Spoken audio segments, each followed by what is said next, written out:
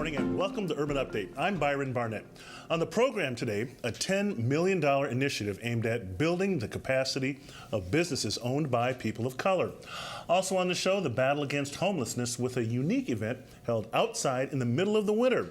More details on that later in the show. But up first, Latino community of Massachusetts has been the focus of many conversations lately around its intense growth and impact. A recent study by the Boston Foundation found that the growth of the Latino community since 1980 represented 92% of Boston's total growth, and today 1 out of every 5 Bostonians is Latino, with almost 45% of all Boston public school students being of Hispanic descent.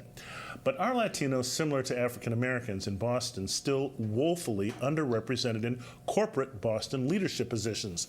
A recent national report placed Massachusetts dead last in its ranking of income between whites and Latinos. Here to give us her perspective on this matter is Phyllis Barajas, founder and chief executive officer of Conexion, a 10-month executive mentoring and leadership experience for mid-career Latino professionals.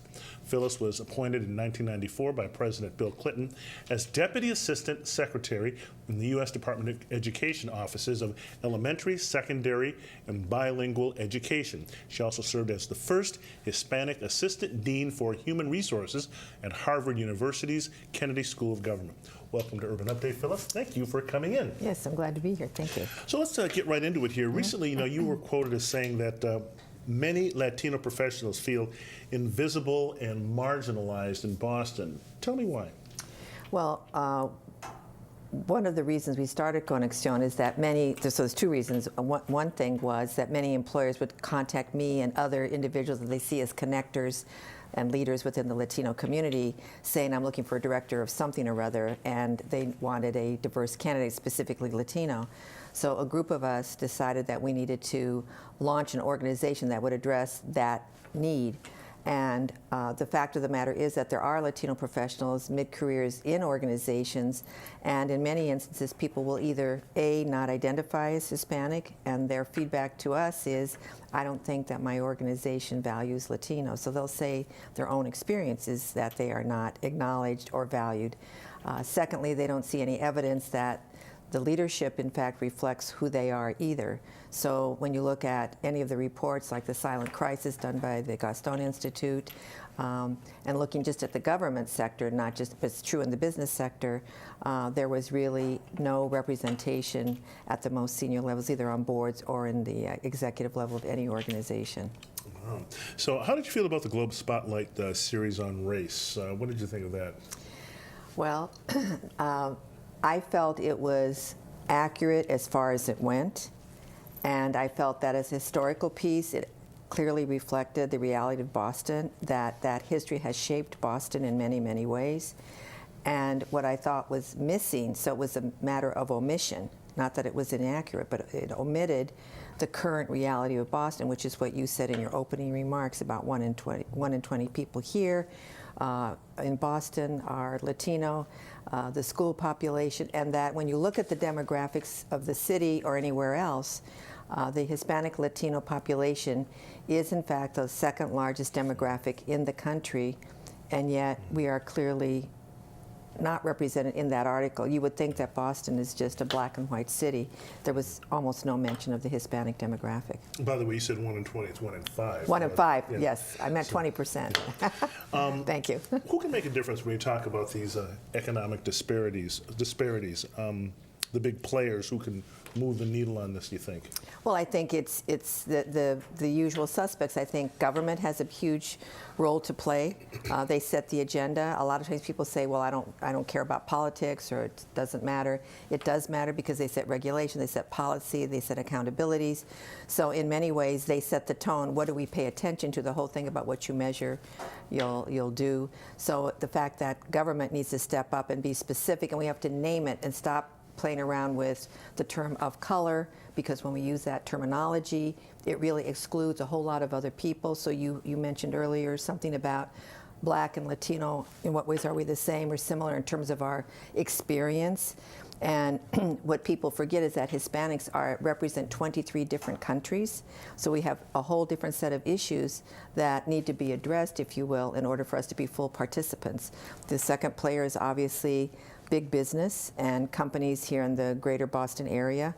Of course, I always mention Eastern Bank because I think they do a good job of naming what we need to do and then acting on that. So if you name it, then you'll come up with different answers. But if we stay with that narrow definition of color, then the solutions that come will be expressly about that specific and important issue. It's simply that it's not sufficient. How does your organization, Conexion, play a role in making a difference? Well, what we do is we worked, as you mentioned, I worked at Harvard at the Kennedy School, and Bob Putnam talked a lot about social capital and the importance of social capital, which relies on reciprocal social networks, that who you know and who knows you makes a difference. So any successful person will say they're well connected. And how do they get well connected? In many cases, they have a mentor, somebody who opens doors, who makes introductions, who gives them advice, that kind of thing. And so we recognized that that was missing for our community. A lot of people said, and Bob said it when I worked for him, he said the reason there aren't, one of the contributing factors to not having more Latinos at the Kennedy School at the time is, he said, who their sponsors are matters. And a lot of times the people that are applying are either legacy or are well connected. They're more likely to get in than people who are not, regardless of the fact that they're all smart. So bottom line is, we felt that we had to do something to help people be better connected. So we matched them with executive mentors. Now, talk to me about how the role your organization's mentors have impacted those mentees. Well, they have done, we are very, very fortunate. We focus on C-suite, we focus on executives, we focus on entrepreneurs, and we are very fortunate that we have people from major companies. We have a few retired CEOs, Draper, former CEO of Draper, former CEO of Apt Associates. So these are gentlemen, and most of them are men. And people always say, they always ask me if we have Latinos. We're focusing on who's in the C-suite. So right now, those tend to be men. They tend to be white. We do have people who are black, who are Latino, and are female, as well as mentors. They, in fact, have done a very good job of opening doors and nominating people for awards and so forth. We have somebody actually that was part of the 30 under Alberto Vasallo's 30 under 30 program, and she's now did a commercial for Honda. But it all started with her participation in Conexion and her mentor opening doors. Now, how do people get involved if they want to become a mentor, or if they want the resources, they want to be mentored?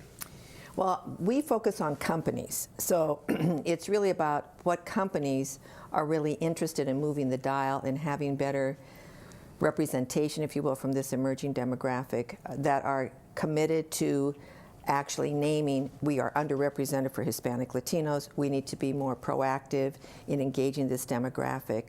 And those are that's my customer. The end result is we believe that we do a couple of things. We facilitate the retention of the handful of Hispanic Latinos that they may already have. And secondly, it helps them to really build the cultural capacity they need to attract more people from the Hispanic Latino background. Okay, and we'll have to leave it right there. Phyllis Barajas with Conexion. Sounds like you've got something really important, significant going there. Thanks for coming in and sharing it with us. Thank you for having me. Okay, coming up, details on a $10 million initiative aimed at building the capacity of businesses owned by people of color. All the details right here when we come back on Urban Update.